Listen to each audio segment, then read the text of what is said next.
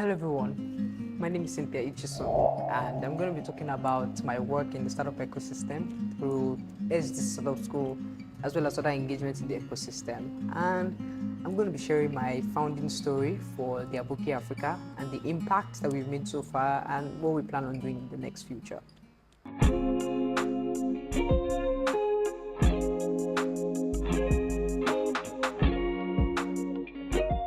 Welcome. Of course, I went to your Instagram and I saw the stuff that you're doing there. Incredible work. The SDC, which stands for? It's supposed to be very similar to that of BMW, where you never really know the meaning until 100 years later. So it's for the OGs, but yeah, SDC. Exactly. Okay. So we'll put a link to, or maybe an Instagram page, and then you can. Is there a page for it? Yeah, there's a website actually. A website? Yeah, it's a website. Okay. Yeah. So talk to me. What's it about? I think backstory really helped sort of paint that picture, right? So just like the name SDC Startup School is supposed to be a school for startups. Actually, it's not. It wasn't just okay. Let's do a school for startups. It was. I've been building in the tech ecosystem or startup ecosystem for about a decade now, right? And I think about 6 years into it, I got this feeling of I didn't have like a lot to offer to my startup, right? I felt like I'd peaked in terms of knowledge. I knew that I needed to know more. I was advising a couple of companies here and there, but when you know that there's more and that you're only scratching the surface. So I decided to go for a master's degree at Imperial College London Business School on entrepreneurship, innovation and management. Very, very specific because I wanted to know more about this entrepreneurship world. So going for that master's degree, interacting with the course content, interacting with the people, I realized that there's a huge gap when it comes to entrepreneurship education on the continent as a whole, right? And it was then that I made the first decision to come back home and have that as an element rather than just because it was focusing on my startup, but then build out this other element of supporting startups. But I think the turning point or the moment where I said, I have to actively invest in this was, I came back, I was, called to be a startup advisor across a number of incubators and accelerators, right, globally. And especially the ones that support African founders, or especially the ones that are founded on the African continent, like I don't want to call names, but some of the very well-known incubators. I saw like similarities across the course content. It wasn't very rich in the sense that, okay, I'll be called to advise a couple of startups and tell them, okay, let's see how we can help you move from this stage to the next stage, because you're in an incubator program, there's an expected end. Even for an accelerator program, it's an expected end. But then in my conversation with the founders, those one-on-one sessions, I find myself going back to the basics of, the foundation of what it means to actually start. So you have these founders thinking that they're onto something really good, but when you go back to the foundation, you realize that there's a lot of scrappy stuff at the bottom, right? And so that kept happening over and over again. And I said, you know what? There are a lot of incubators, there are a lot of accelerators, but why is it that nobody's addressing this issue? And I saw that it's because the element or this concept of having a startup school was not very well, established on the continent. There is the popular YC Startup School, but the thing about the YC Startup School, like, it's so out of touch with the context of the African people, and so a lot of these students. YC, Y Combinator. It's very, very popular accelerator program. Yeah. So, it's out of touch, right? And it's not within that context. So you have founders going on YouTube, learning different pieces, trying to get a hang of it before they not get to incubator program. And it's like, you get there, they sound wise, but when you really go to the bottom, you realize that they actually do not know the fundamentals, right? Because there's a popular concept on Twitter, on YouTube, on Instagram, but there are fundamental concepts that have not been addressed. And so I said, you know what? And of course, when you take your product to the market, to show you. It's a show. Yeah. That you've been wrong all along. It's a show that is not just about having that head knowledge. There are more elements to it, right? So I started to take it upon myself to actually start, a startup school, and I decided, and I made it free. So we just closed out our 4th cohort in 2 years. In a year, like this year alone, we've received over 800 applications, right? And we can't even take everybody. We only take a few, those who are very, very serious about being a part of the school, right? And So why is it free? why is it free? Because the gap is so huge, and if I start making the restrictions very early on, I may not be able to have that reach and impact that I really want to. You get. So there's a plan to eventually get to the Oh, point. yes. So the program is designed in such a way where the fundamentals are addressed within 5 days of 15 hours lecture, and case study sessions and Q&A sessions. A very, very rich program. I'm very proud of what we've designed so far. I'm very, very proud of what we've designed. But then there's also that thing of, after you educate these people, they need to practice what they've learned. And you can't do that in 5 days. You need time. And because I'm not about to start to reinvent the wheel and developing another incubator program, because I know there are great organizations that are doing great incubator programs, I decided to start a launchpad program, which is like a pre-incubator program. So after we're done with the school, you now have 10 weeks of actually applying what you've learned. So it's either you come in with your team, or you come in as an individual and we put you in a team and you practice the concepts and the principles that you've been taught in the school, right? It's very, very practical, like very, very practical. Like there's a roadmap, there's an expected end. And then once you're done, we present you to the world, introduce you to incubator programs and accelerator programs. I just got off a partnership, conversation with a well-known incubator program and venture studio on the continent, and they are open to, interacting with the startups that actually come out of that so that they can join their program. That's the essence. Like that element that was missing, I want to close that gap so that I can now transfer them onto programs that are doing well. So there's this thing about it's a popular saying, it's like entrepreneurship cannot be taught in school. Which to an extent makes sense, because it's this thing you were talking about, you can get the knowledge, but the fundamentals are all wrong. And when you hit the market, it will show you that there's a difference between that stuff that you picked up from, theory and all that, and actual practice. I guess that's where you also feel that gap, don't you?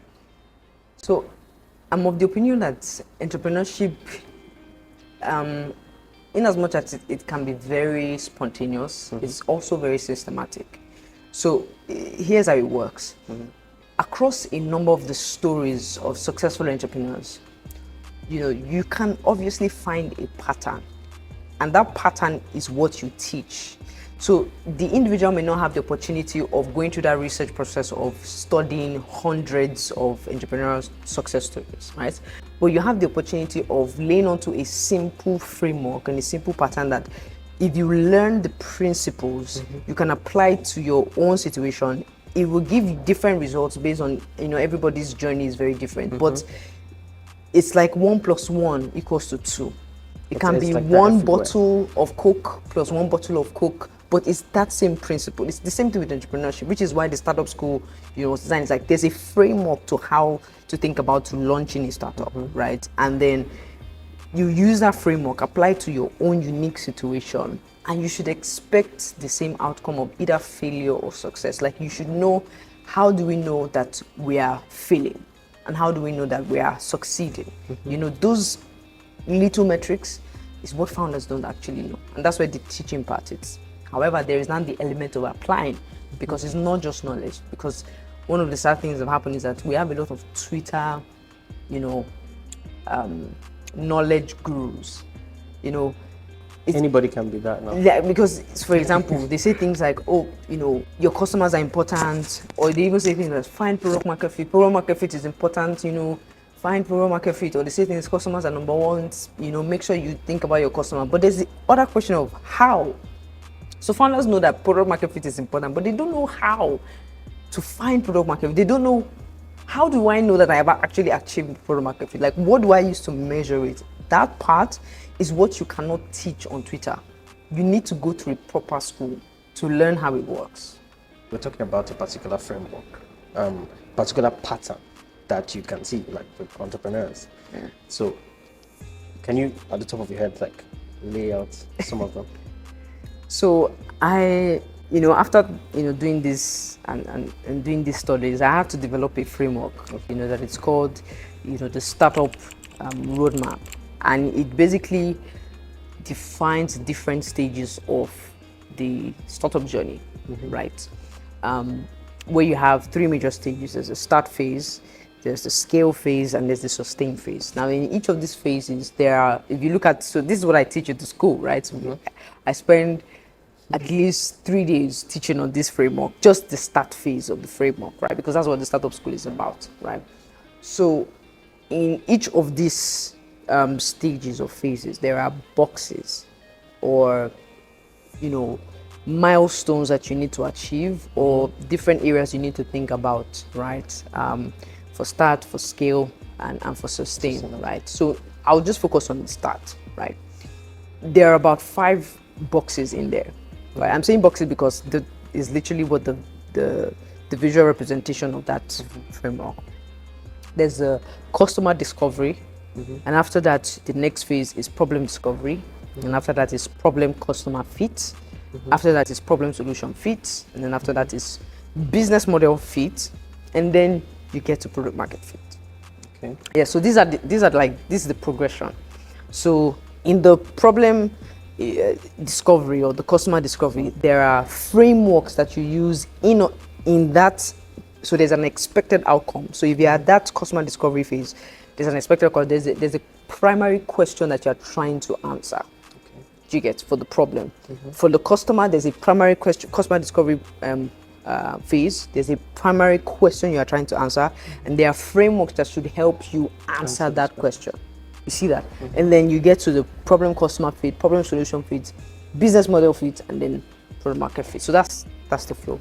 Obviously I can't go into the detail. Yeah. I wish you would a little, because it seems like it's, how you wrap a gift and then inside it just another one, and it's like, so the more you wrap, the more you see. Exactly. Yeah, the more you see. Yeah. So doesn't it get too complex? Oh no. So I think there's a question that someone asked in the first cohort, that, it seems like there's a lot in each of the phases. I was like, well, right now that you're just learning about it, it feels like a lot. Oh yeah. Because this is the first time you're encountering this framework. Yeah. But then when you practice and use this over again, you find out that if you encounter, that's why startup advisory is very easy for me, because I know the patterns, I know where you are in that frame, and I know what you need at that point, right? I don't necessarily go to my books and start saying, okay, use this. I'm telling you, okay, you are at this stage, you haven't figured this out yet. Focus on trying to find the answer to this question, and this is how you can go about it. Spend time doing this, this, and this. So when you practice this over and over again, it becomes default, where and that's the thing about these frameworks, is that it's not just for you when you're starting. Even when you are building the company and you encounter like a challenge, there's a frame to how to solve that problem. You don't just start trying to patch anything. So for example, I use my startup as an example. For a couple of months, we've been trying to solve a particular problem. We noticed the gap. And then in recent times, we're looking at the data and we saw that, there's a block of data that needs to reduce, like a funnel to another data block, right? So we noticed that there's not a lot of people transferring from this block to this block. So like, why is that? And the same principles that, I use at that startup roadmap is what we use there, where we had to first of all do research. Okay, what's the cause of this problem? Every team had their own, task. They went, got the data, brought it back to the team, reviewed the data, still went back to the people that were interacting with to make sure that, okay, these are all principles. And I didn't have to tell my team, okay, take this framework, take that framework, use this. No, it's now part of me and my process. You get. Paul Graham, good thing you mentioned Y Combinator in the first place, because he has these essays that he writes, and he talks about the things he learns from his work, basically, and watching different entrepreneurs and everything. So it was like one of the pointers to if a product will actually succeed is, so basically the question is, would you use your product? The ones that succeed are usually the ones most of the time that make products that they too would like to use. So like they make their preference. I just hope that everybody gets it. So better than the ones that would be like, I think people might want this. Because human behavior is, it's predictable, yes, but sometimes it can be bizarre, it can be wild, it can be unpredictable. Have you come across, some of those entrepreneurs where it's like, you look at this one, you know that this one's a star? Oh yes. I think one of the major things, two things that I use to measure answer that question is, one is the person's teachability, ability to, accept when something is going off and they make the correction quickly. Because there are founders, I've had conversations with enablers in the ecosystem. They have friends who are,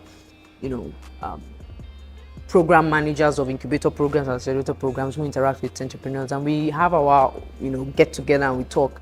And then one of ours was saying, she was having a conversation with the founder, and she was guiding that, okay, these are the metrics that they are currently looking at, and these metrics are already showing you that there is a problem in this area and you need to look into it and try and resolve it. And the guy was like, doesn't matter, I know what I'm doing.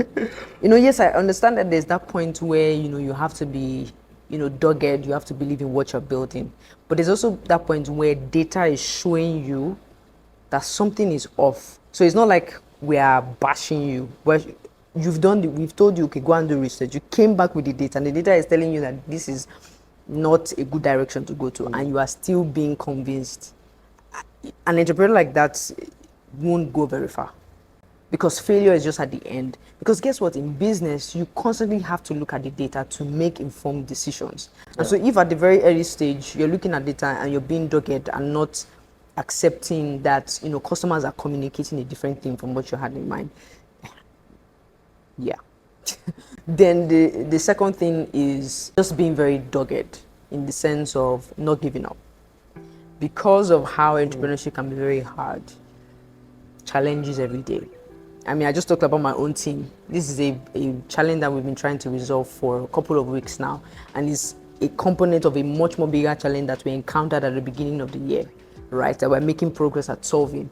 Do you know how many times I've had the thought of, giving up? That, you're doing something, but you keep encountering challenges. But one of the things I've learned is that challenges are part of the business experience, the entrepreneurship experience. And a founder is expected to, look at the challenge in the face and use a very strategic approach to solve the problem. So when my staff bring up a problem to me, I don't go into emotions of, we have another problem in front of us. I start thinking, how can we solve this problem? That's the mindset of an entrepreneur. So being teachable, because your staff, they're going to teach you stuff. The decision that we made, we came to a final decision that is leading us to a project that we're going to execute next month. And it's really from one of my staff saying, see, this solution we came up with before, because we came up with a solution, we implemented it, and it was that solution that we're reviewing. He said, this solution is not going to work. We need to try a different approach. And I did not go on saying, I'm the founder, so listen to me.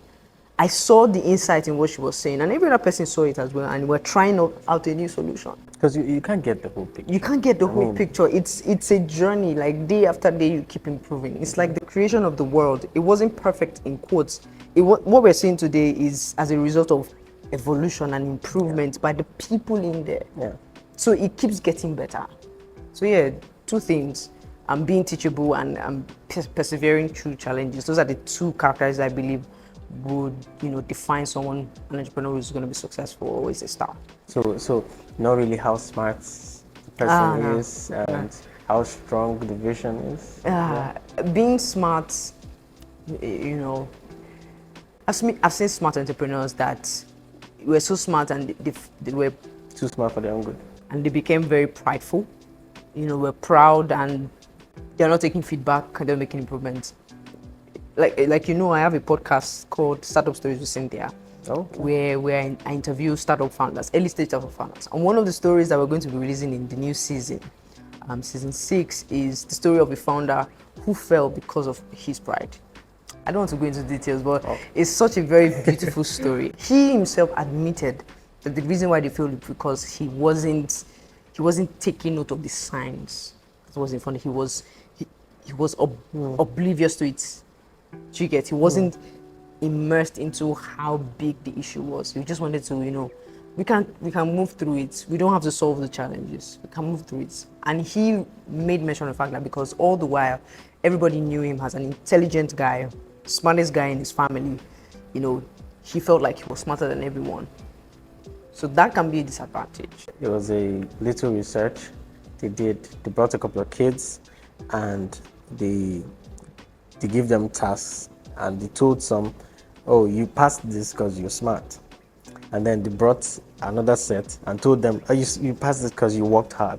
And then they left them a couple of years and they realized these ones were scared. They're more scared of failing. And they became less successful. Wow. The kids that were told they passed because of hard work, persevered, they became, better at everything they did because they believed that the reason they did that was because it worked. Yeah. So they kept doing that. But these guys, because they were already thinking of themselves as smart, so they couldn't drop standard. They couldn't let themselves fail, so they were scared of taking this.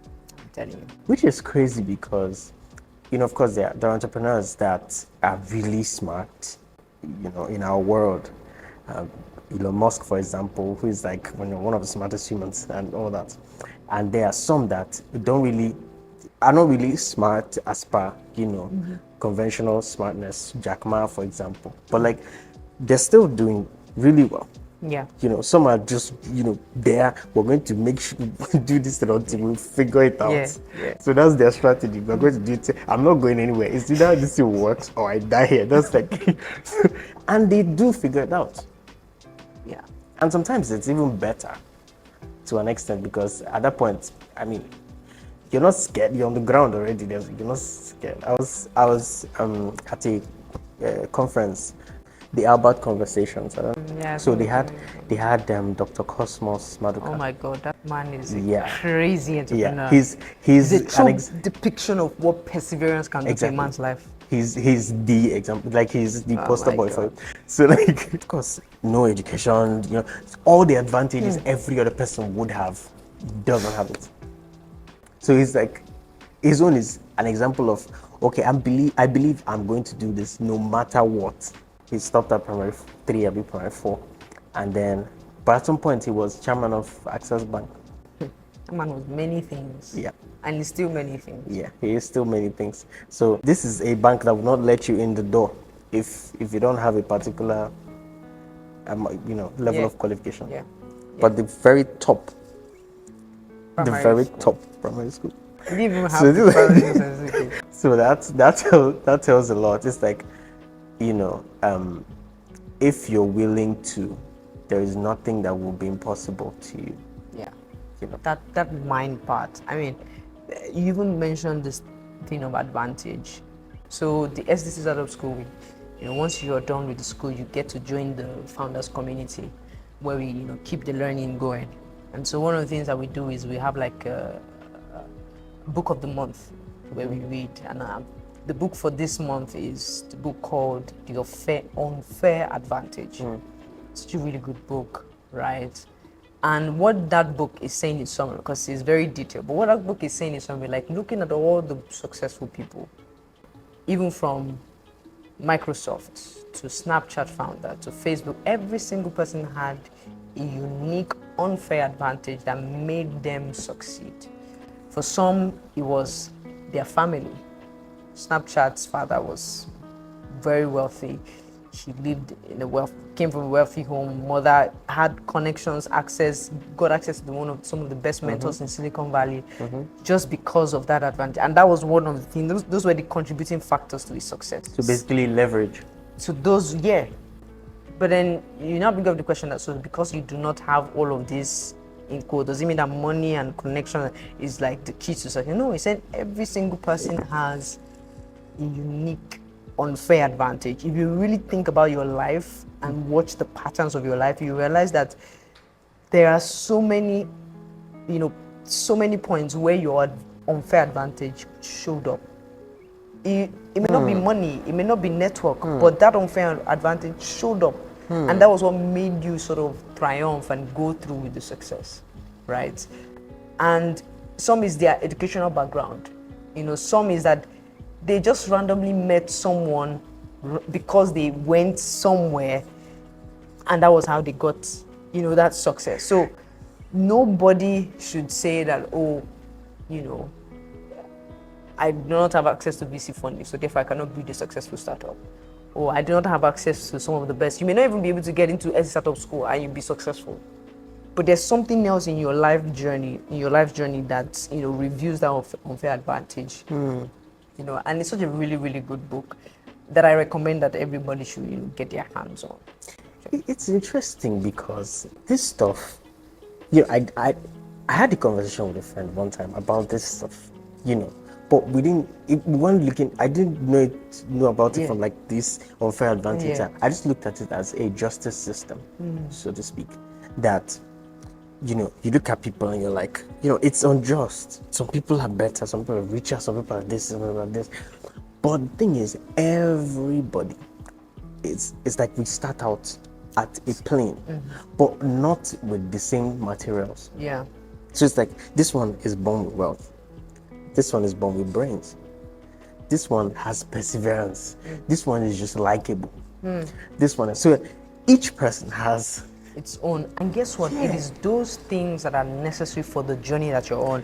So it's like everybody, they call like 5-10 people into the room and they give this person like a cutlass, give the person like a hoe, give this person a shovel. And then they assign the person, you go to the graveyard because you need a shovel there. You go to the farmland because you need a cutlass there. So when people start comparing themselves, they're obviously missing the point, because you don't realize that everybody's on a specific purpose and journey. Yeah. You get that the tools and the unique abilities and the places that they are, gives them the opportunity to do the assignment that they've been called to. When people look at me and see, some people make comments, Cynthia, you're everywhere. Like, I'm really just doing my assignment. Like, I have a very short time on this earth. And God wants me to get some things done. And for me to get those things done, He needs me to be in some places and in some conversations so that the work can progress. And therefore, the certain abilities and special abilities will come with that.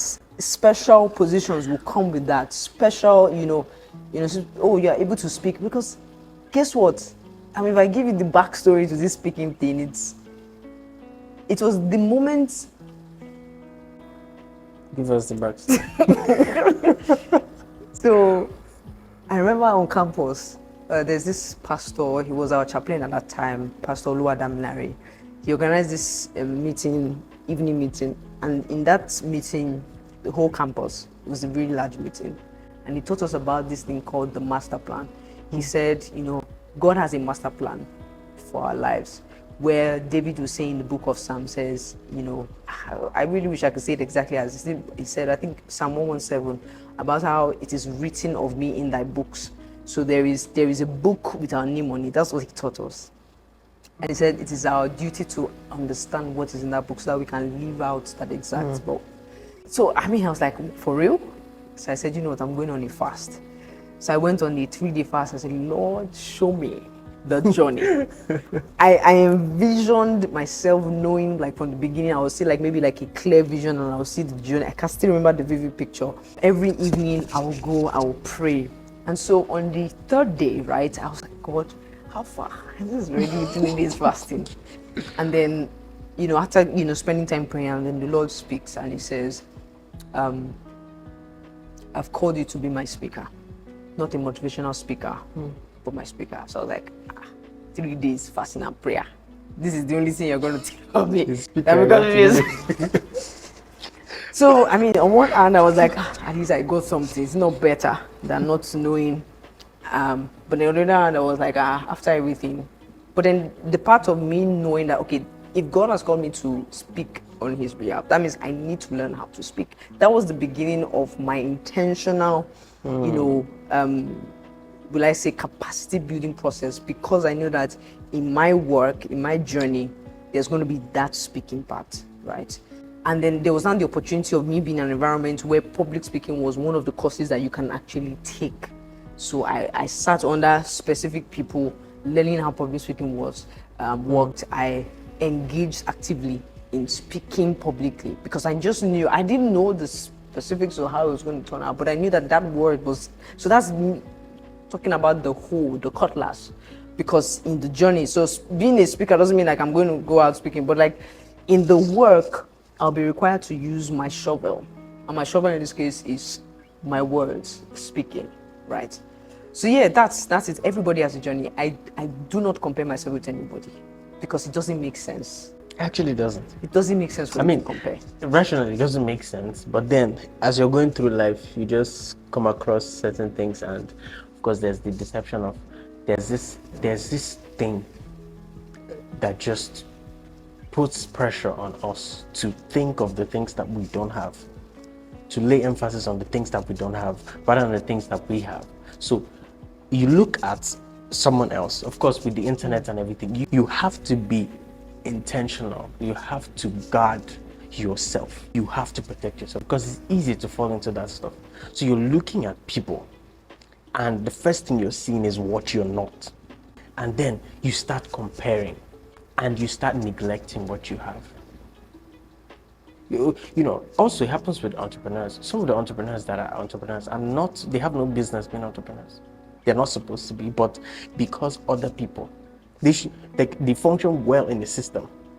They function well in an already laid system, like they can do it perfectly. They can be the best number 2 or number 3, number 4 in the system, or a manager somewhere. They know how to support visions, but now they go out and they start visions because, you know, it's glamorous. It looks like that's the way to go. You know, just I like the fact that you said media has the way of. One of the things I find myself coming against, in quotes, like actively, it's just that mindset where founders think that for them to be successful, they need to raise funds. And where did they get that idea from? From TechCrunch, TechCabal, and so on and so forth, telling the story that, oh, this guy is successful because he's making this announcement on this public platform that he has raised $2 million. And so now founders are aspiring towards that $2 million raising funds. Mm-hmm. And so every time, you know, the founders will keep saying, oh, we need to raise funds, we need to raise funds, we need to raise funds. And don't forget, the fundamentals is not in place. They don't have the fundamentals there. But in the startup school, I spent at least an hour teaching on successful founders who built successful companies without raising funds. Because guess what? Those stories are not told as much as. So now these founders now have something else to look at. So before you thought this was all there is. Now I'm telling you that there is, I could call names, MailChimp, Dell, you know,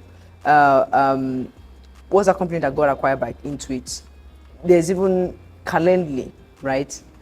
LinkedIn Learning, that was lynda.com, before they eventually took you know, funding towards the end. She regretted it, by the way. I told a story about it in an article, Startup Stories with Cynthia, an article from us on our journey, right? The list goes on and on and on. And some of these people, you may never see their names on social media platform, but they are doing millions, hundreds of millions of dollars, right? So media has a way of showing us what success looks like. And so it's our responsibility, you know, as Christians as well.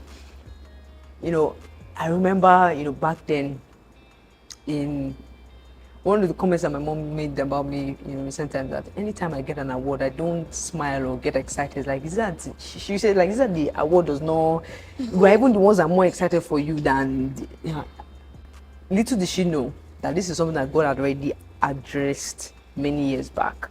So starting out uni, you know, by God's grace and his help, you know, I started out uni with a very good grade, like a first class, you know, CGPA. So for so long, I'd, you know, gotten this first class CGPA. And then when the first time I got it, and I think even the second time, it was very well known, you know, in my department that I was the best student, right? But then after a while, you know, I was no longer the best student, but it was not a public notice. So until we now had that award dinner. So for years, we've not done award. So finally, we now did the award. And for the best graduate students, it was not best academic, like best student in department. It was not Naomi, it was now somebody else. So everybody was like, this is Cynthia, not the. And then in that moment, he It's a humbling experience. entered. I felt bad. I still remember walking out of that hall into like the blank entrance, and then the word of the Lord just dropped. He said, "Our words don't define your worth. My word defines your worth." And that was what changed. It changed. When the word of God enters and sets you up on your feet, I kept, confessing and saying, that's true. Our words don't define my worth is the word of God. It's the word of God that defines my worth. And it's from that place that I exhibit whatever I'm exhibiting. And since that day, I never really bothered about being, the best. I would just make sure that I get my first class. I didn't graduate being the best graduate student in my department, but I got my first class and many other things, right? Which I'm grateful to God for, right? But the essence of that story is just to talk about how, God had already crucified me, right? By saying that don't let what people celebrate be what you look up to as a system of validation. Your system of validation is what I say to you as approved and well done, right? So that's what I look forward to. Now my aspiration is just looking forward to hearing God saying, I sent you into this world to get some things done. You did it very well. Now come back home. That's it. That's it. And that's freedom. That's freedom. That's freedom. I heard Jim Caviezel, the guy that played Passion of the Christ, played Jesus Christ. He was talking, there's a way he framed it basically, the awards and everything. If you're constantly chasing those things, it gets addictive. You want the praise of the people, so you're going to continually, try everything to please them. Yeah. And then you miss the thing and the one that sent you to do certain things. Congratulations. We've not even talked about the ABOKI, right? The ABOKI Africa. Yeah. So the ABOKI Africa is it's an organization that focuses on enabling and supporting a group of people that have been marginalized for so long. And those are the ABOKIs on the streets, the guys who fix shoes, right? The guys who polish your shoes for 15 naira. That's why we even price them and give them 20 naira, but that's fine. So I think for me, it's a journey of many years, many years where, on campus, I was just making a casual walk towards a hostel, like a friend's hostel. I think I was going to go and see someone. And as I was, just getting into the hostel, there was this shoemaker guy that was in front of the hostel. Normally, shoemakers are towards the cafeteria, towards the male hostel, right, on campus. But then this guy was there. But then his interaction with the lady who came to pick her shoes was very nonchalant, right? Chisom, she was also raising her voice, see my shoes, so you don't, he was just hitting the shoe, oh, now your shoe be this. He was picking off me we just felt very, very dirty and nasty. And then in that moment, I knew that it was the Holy Spirit that said, there is something there, go look into it. So that was like where the seed got planted. Then I started to do research about it. So I was doing research, like, it seems like this craft that is being treated, with such, disdain, even by the person who is fixing the shoe, is something that is well honored in other countries. So I watched videos. I remember watching videos of companies like My Shoe Hospital, 100 years. This company has been around for 100 years and all they do is fix shoes, Timsons. I was like, wow, this is amazing. And that was where my interest really sparked. And then I called my mom and said, this holiday, I'm not coming back home. I need to travel to Onitsha. I want to learn how to fix shoes. So my mom was like, this is one of her passions. Like, okay, she'll be passionate about it, but you went to school to study engineering, no problem, but we'll let you go. So I went to meet my aunt, stayed there for 2 weeks, learning the craft. I remember my master telling me that, Onitsha, we refer to our masters. He was like, see your colleague, he's learning how to make shoes. Why don't you want to learn how to make? Why are you focused on learning how to fix shoes? I told him I've seen something there and I want to really go for it, right? And then the man even wanted to marry me. Conversation for another day. But by the time I was done, I told my mom, I'm ready. I think I want to make this happen. She was like, okay. She gave me That would have been double portion of money. You went to learn craft and that brought so much back. I'm telling you, old man, oh, by the way, old man. Conversation for another day. Well, my mom gave me 9,000, and I bought my first set of tools and materials in a huge grandma's go. I remember going home with her like, where are you going with all this? Plenty materials and all of that. Then I got back to school. You know, I told my friend Irene David Arinze, that's her name was, I remember her name, but now she's a married woman, Irene David Arinze, and I told her that, see you, I now fix shoes, what do you think? I even remember trying to get into the hostel and they were checking through my bag and like, what's all these sharp objects doing here? And I said, she was not like, the hostel lady, the whole officer was like, it's because it's you, I know it's you, that's why I'm going to let you in, but normally, all these sharp objects are not supposed to be there. I already explained that I want to start fixing shoes. So I told my friend, she gave me her shoes, I fixed it. She was happy. She told a friend of hers, who is now the wife of a pastor in Canada. Life is so funny. And then she gave me her shoes, I fixed it, and she gave me 100 naira for fixing her shoes. I remember how I felt, you know, taking 100 naira. I immediately went to church, which was the chapel, and I said, Lord, this money goes back to you. I am just so grateful, you know, that I had this opportunity to.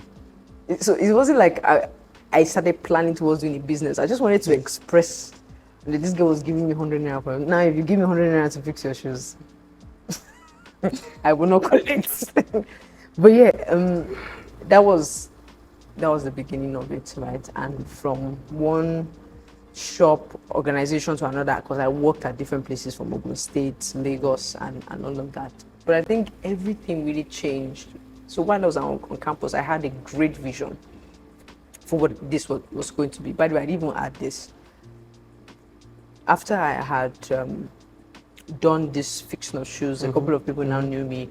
I put posters all over school, you know, putting jokes like that shoe that greets you good morning in the afternoon, because it's opened up, you know. People started knowing like my room, giving me their shoes, and ladies loved the fact that I was giving them convenience, because I would tell them, you don't need to come to my room, I'll come to your room and pick it up. Interesting. BBN pin, sending messages, amazing. But then one of the things I wanted to clarify before I went full into this was making sure that this was God's plan for my life. Because yes, I'm passionate about this, but I have to be sure this is the path He wants me to take. So I remember going on that prayer, you know, praying about it, you know, also fasting, making sure that I'm able to sink really deeply what He said. And then He gave me a scripture, you know, Isaiah 61, and He explained to me what this, you know, I mean, at that time I didn't see it, you know, I was recounting to my staff, because we do this onboarding, like when you join the company for the first time, I tell you the journey and the story. I was like, this, some of the things that we're doing now, I didn't know that's what God meant. But now that I look back, I see what He was trying to say, right? So He gave me that scripture, gave me His word, and He's with me on this, you know, and all of that. This is a series of, I'm just summarizing it by the way. And then I pushed into it. So at that time on campus, my vision was clear. I wanted to do this big, have my own shop, have my own equipment, you know, everything would be perfect. It would be like all those things that I'd seen online, because I just wanted to replicate what I had seen overseas. But then I graduated from school, started working, and I wanted to, you know, because I even got moved to a new state because of NYC. So I started working as well, and I was like, God, my plan was to do this in Lagos, because Lagos is the biggest, you know, it's like where entrepreneurs want to go to. But I know that nothing in my life happens by accident. What are you saying about the city of Abuja? So I went on a 3-day fast again to pray and know, okay, am I supposed to continue to, am I supposed to wait and then go back? And then after doing the prayer, the Lord says, this is the land, you know, get planted here. And I said, okay, so what are the first steps, right? So first thing was who needs this service and how can I connect this person to the, because I transitioned at that time from campus to connecting shoemakers directly with the students, so me fixing the shoes myself because I didn't have time. So I wanted to do that same thing again. So I started following one of my bosses. I said, this your shoe needs help. Look at this sole. It's not balanced. You know, this can affect your foot. After pressuring him for days, he just said, Cynthia, take this shoe. How much do you take to fix the shoe? I said, 5,000. He just counted 5,000 cash. Give me. Go and fix the shoe. And I was so excited. I carried the money, carried the shoe. Oh yeah, where am I going to find a shoemaker in Abuja? So I found one, and that guy was what changed everything for me. His name is Sabo. Found him, gave the shoe to him, fixed it so well. Gave the shoe to my boss. My boss was excited, and that started the whole new chain of customers from my company where I was working.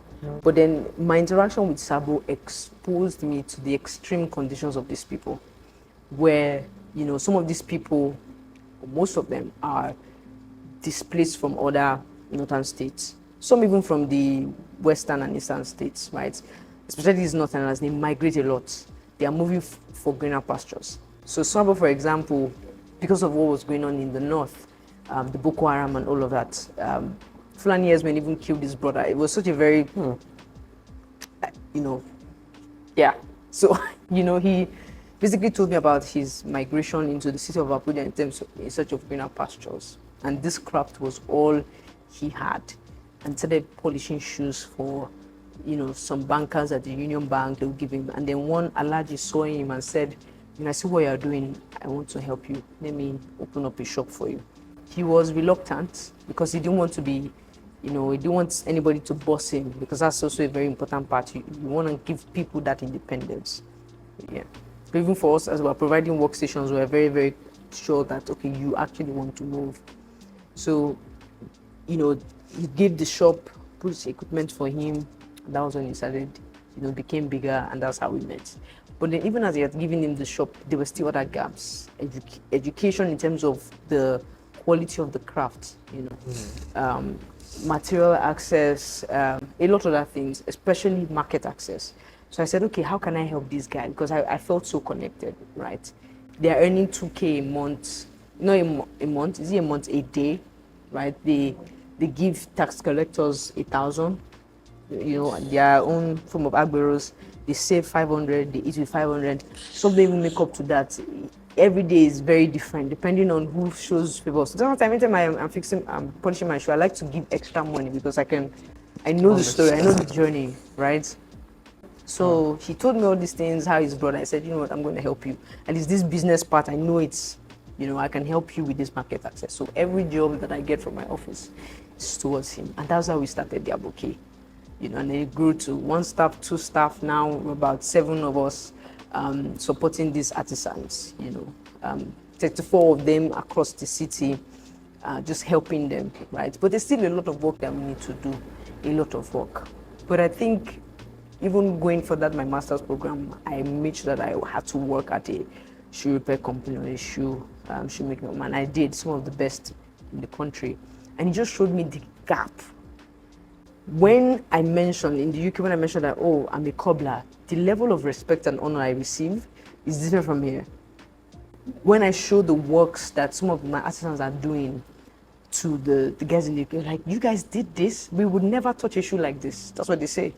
But the way we transform the shoe, it's something that is unique to us. Our skill, our grit, our capacity. These people are amazing, but nobody pays attention to them. Let's just be honest. If you see them on the road, you would not even, you focus more on the fashion designers, the tailors, but these people are contributing immensely to the economy, and their craft is so valuable. Just sometimes we don't even like to post on our page too much, because if we post, we'll get an influx of orders that we can't even handle, because all the other options are very, very expensive. But we try to find that balance, right, such a way that these artisans are able to earn more. They earn way more on an average with us than when they go on their own. Sometimes they collect 10 naira because they just want to have something to eat. They collect 20 naira in today's economy. But they just nobody is willing to pay them that much. And guess what? They have a valuable skill. So we come in, bring them in, upgrade them, and give them access to market. Now they're able to earn, 30K a week, 80K a month, 100K a month because of us. It's a beautiful thing. Well done. It's amazing, because just thinking about it now, like, they're not the class of people you think about on a regular. Like, they're just there somewhere in the background, and you remember them when you need them. Like, You know, when you hear the Sound, yeah. they do I have, and then you price the hell out of them. Yeah. I'm telling you, they will be begging you, madam. But now thinking about True. it, yeah, True. yeah. But that this is the makes- only way they feed. I know a lot of these, articles. I mean, I know them. They move from city to city. One day they're in, next month they're in Port Harcourt, another month they're in Abuja, another month they're in Lagos, because they're migrating, trying to still doing the same craft. I even have, 2 or 3 of them who are from Niger. I do video calls with them. One of them is even getting married. He has gone back on to get married. He's 18 years old. He's getting married. He's building a hut. He showed me his hut, like mud is what he's using for his house. Guess what? It's the money that he's earning in Nigeria from this same craft that he's going to use to take care of his family. He's going to take care of his children. If nobody cares for that guy, why do you think he will not be willing to collect 2,000 naira from a politician to go and execute violence? Why do you think it's not easy for him to convince him, give him a gun, to go and, where else do you want him to get food to eat?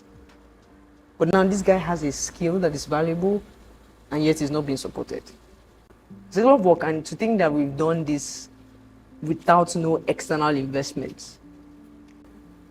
We built a business out of it. Like, it is the money from the customers that we use to do all these things for these artisans.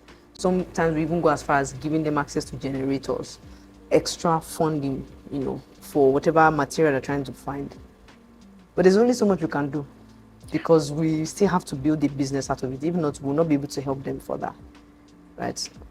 So we're now looking to collaborations, looking to maybe get some grant funding. But we also want to have at the back of our mind that we want to build something that can sustain itself.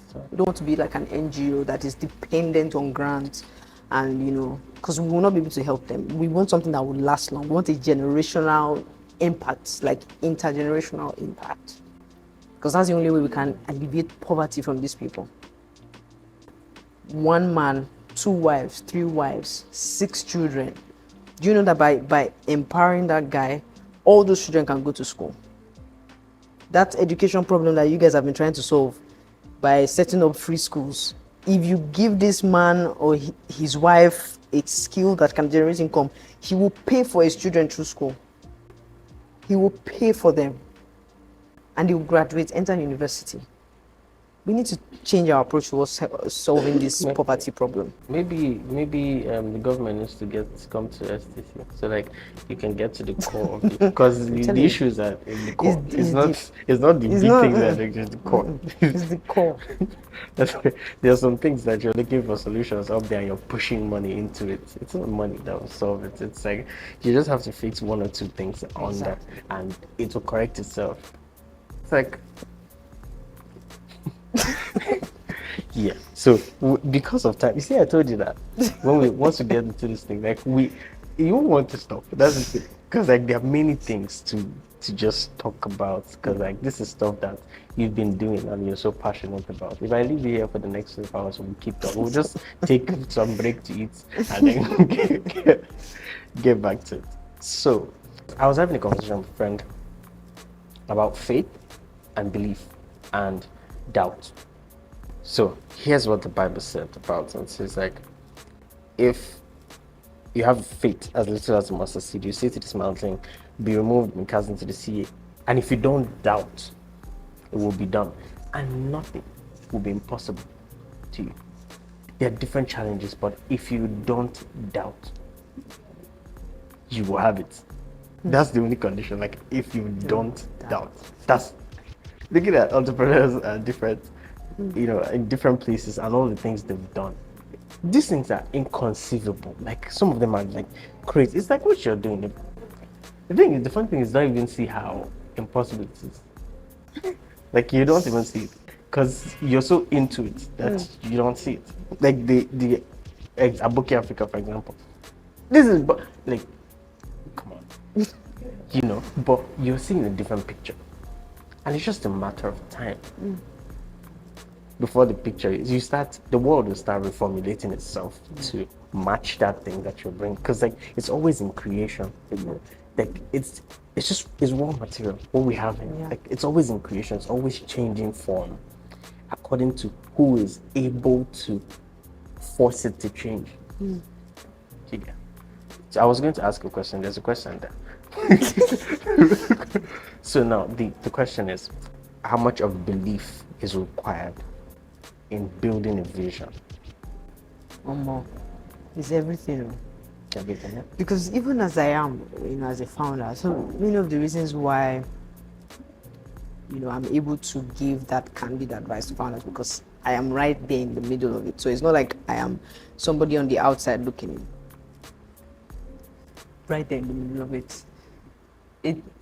There's some times where, I'll be communicating. So we have a vision to reach at least 250 million artisans within the next decade, next 2 decades. And that's an African project, right? Yeah. So not just Africa, there are some other countries like Brazil that also experience, Philippines, anywhere where poverty is at its peak. That's where we're going to be. And as I'm saying it to my staff, my team members, when you're just out of body experience, you're looking and saying like, can you hear what you're saying? That's a large number. Did you hear what you said? And you're telling these people to keep saying it every time we meet, we have a simple confession that we make, at the end of our meetings, that sort of keeps us abreast as to why we are doing what we are doing and what our goal is. So we confess it with excitement. 1 billion souls in 10,000. That kind of thing. Honestly. So we have the declaration, we call it declarations, opening declaration and closing declaration. So it sounds like a church, but sometimes you need that high level of faith, not just from your end, but also from your staff. And you need to be able to transfer that. Because guess what? What you are seeing does not yet exist. It is faith that will produce it. It is faith that will move you, your team, and the world towards that vision. So entrepreneurship is built on faith. You coming to tell me that, you believe that this problem can be solved, when right now it has not been solved. It is faith. Yeah. It is faith. In some of the most extreme forms. So entrepreneurship, the life of an entrepreneur is highly hinged on faith. A final note is, I can't remember who the speaker that said so, but it says life is all about the tangible and the intangible, right? And it's the intangible that produces the tangible. So a carpenter will have an intangible picture of what the chair should look like. It is not yet seen, it's not yet tangible, but because he has conceived it in his mind, he's now able to produce it in reality, and now we can hold on to it. So that transition from what is in his mind to what is we can touch is that faith, because he may have it in his mind, but if he doesn't believe he can do it, he will not do it, and so therefore we will not see it. So there is the intangible part of you saying, I have seen that this is possible. Then there is the faith part of you saying, because I have seen it's possible, I am dogged at ensuring that it becomes possible. Now everybody in the whole world can now hold on to the tangible expression of it. So faith is what every entrepreneur needs to be able to push through, because you're literally having faith in the future of this problem that you're trying to solve. It's like faith without works is dead, but then faith is what drives his work. Exactly. So if you really believe it, you work. You will. Yeah, so that's how we know. All right. So tell us where we can find you on social media. Very simple. Cynthia E. Chisom. Cynthia E. Chisom. Every platform. So Cynthia, there's a capital letter E in the middle, and there is Chisom, right? So for social media, Twitter, Instagram, Cynthia, then the E, Chisom. That's how you find me. Pretty easy. All right. Please follow, like, subscribe. Also, we do bi-weekly episodes. Thank you for joining us. Watch out for the next episode. See you next time.